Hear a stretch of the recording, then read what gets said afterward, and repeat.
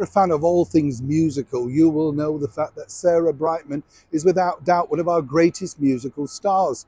I've loved Sarah for years. You know, she started out way back in the 70s as a member of Arlene Phillips's Hot Gossip. They were incredibly raunchy for the Kenny Everett video TV show. I mean, you've got to remember, this is pre-internet, and of course it was one of those sort of shows that shocked the nation every week it came on television. I think it was around about 7 or 7:30, so it was considered to be very raunchy for that time. Of course, Sarah Brightman then went on to great success, first of all becoming, well, part of Hot Gossip as a pop star. That's right, she lost her heart to a Starship Trooper, had a top 10 hit around the world, and then of course followed that up with the adventures of the Love Crusader.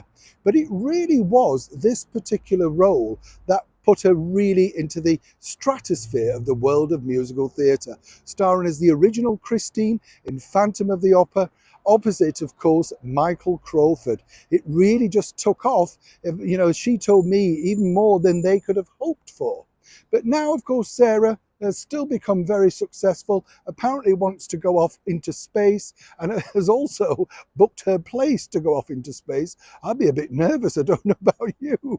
But if you are a fan of Sarah Brightman, I really just wanted to share this wonderful, warm story with you because, as you know, Sarah's enjoyed incredible, lengthy success, marrying, of course, Andrew Lloyd Webber for a period and pocketing 6 million, of which she said she's never spent. I've often said to her, I'm more than happy to help you if you're struggling, Sarah. I get the picture. But, you know, she really wanted to make a point that she married for love and not, of course, just for fame and money. Interesting, at least she's honest. What's interesting also is that she's going to take on a role created, musically at least, by her former husband, Andrew Lloyd Webber, in a brand new production coming out to Australia next year. That's right, playing the demented silent movie queen, Norma Desmond, in a brand new production of Sunset Boulevard.